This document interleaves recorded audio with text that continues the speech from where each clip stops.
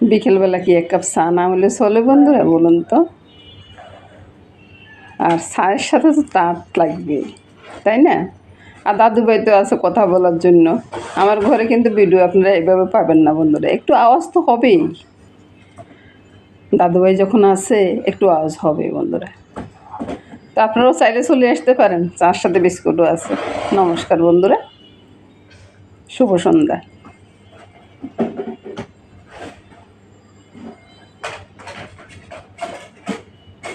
দেখতেছি কি খটাখট করতেছে।